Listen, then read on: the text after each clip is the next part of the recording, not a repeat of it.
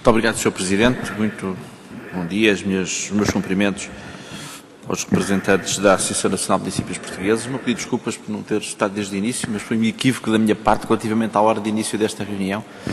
É a primeira reunião da Comissão de Orçamento e Finanças em que estou a participar nesta discussão orçamental e estava habituado a outro horário de funcionamento de outras comissões e, portanto, por desatenção minha, não pude estar desde o início. Felizmente que já tinha tido acesso à documentação que nos foi apresentada pela Associação Nacional de Municípios Portugueses e que sei que reuniu com os grupos parlamentares e, evidentemente, também com o meu grupo parlamentar, alertando para alguns aspectos desta proposta de orçamento que são muito lesivas para os municípios e, obviamente, ao ser lesivas para os municípios, são lesivas para as populações. De facto, a dificuldade em relação a este orçamento é nós sabermos por que ponta é que devemos pegar nisto. Tantas são as dificuldades que adicionalmente são criadas aos municípios, às autarquias em geral, por este orçamento. A injustiça que perpassa por esta proposta orçamental reflete-se também muito duramente na injustiça das disposições que são propostas e que se referem à situação financeira dos municípios. Fica-se com a ideia de que há uma concepção que perpassa neste orçamento, que é de que as receitas do Estado são receitas da Administração Central e que depois a Administração Central põe e dispõe, como muito bem entende, como se os recursos do Estado fossem recursos seus. E, portanto, faz repercutir a crise financeira do país onde muito bem entende e acontece que, neste caso, o faz lesando gravemente as populações, muitas delas já gravemente lesadas por outras medidas contidas neste Orçamento de Estado, mas depois estas propostas que aqui nos surgem relativamente às autarquias virão seguramente agravar essas dificuldades económicas e sociais. Nós não ignoramos a importância que o investimento público tem para a dinamização da nossa economia, para a sustentabilidade das comunidades locais e não ignoramos também o papel decisivo que o investimento autárquico tem a esse nível. E alguns dados que são fornecidos pela Associação Nacional de Municípios são particularmente impressivos relativamente à eficácia relativa, à maior eficácia relativa do investimento público autárquico relativamente ao investimento público em geral relativamente ao impacto social desse investimento na economia local. Ficamos muito preocupados quando vemos disposições orçamentais de suspensão da Lei das Finanças Locais, o que é particularmente chocante, porque precisamente a forma que se encontrou de limitar a discricionariedade da Administração Central em matéria orçamental é de facto a existência de uma Lei das Finanças Locais, que aliás teve aqui uma dura discussão em 2007, que se lembram e participaram nela e muito bem. Bom, depois de toda essa discussão, o que se verifica é que os orçamentos de Estado declaram uma espécie de estado de exceção a nível orçamental, não é? Como se as disposições legais aqui aprovadas na Lei das Finanças Locais só são para cumprir quando há dinheiro. Quando o Estado, quando a Administração Central entende que não há dinheiro, quando o Governo entende que não há dinheiro, essas disposições não se cumprem. Isso é algo que particularmente nos choca. Mas há aqui algumas questões que eu creio que ainda valeria a pena para as quais gostaria de obter ainda alguma precisão, se possível, por parte da Associação Nacional de Municípios. Uma delas diz respeito às dívidas do Estado para com os municípios. Eu não vou entrar até na questão do endividamento, eu creio que desde há muitos anos, há uma campanha pública caluniosa em relação às autarquias relativamente ao endividamento. Como se fossem as autarquias as grandes responsáveis pela dívida pública portuguesa. Sabemos que isso não é verdade, demonstram que isso não é verdade. Agora, aquilo que é verdade são as dívidas do Estado para com as autarquias.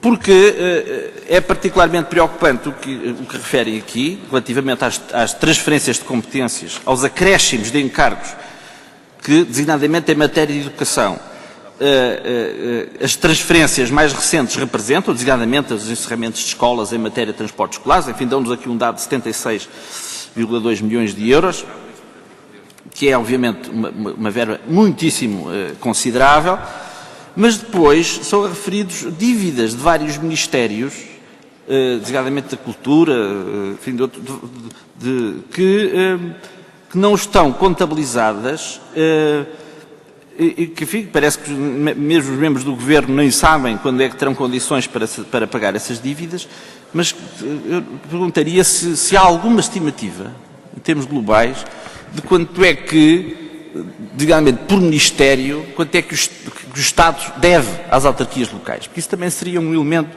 importante de apreciação.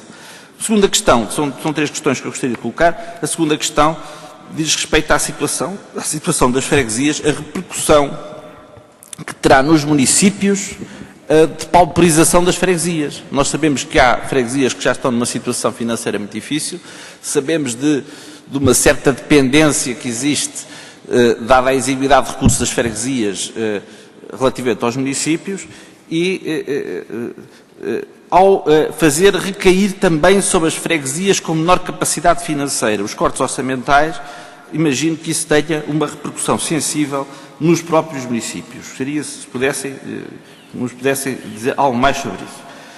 Depois, há ainda uma questão, embora o meu tempo já se tenha esgotado, que não queria deixar passar, que é esta norma absolutamente extraordinária de que quaisquer contratações de pessoal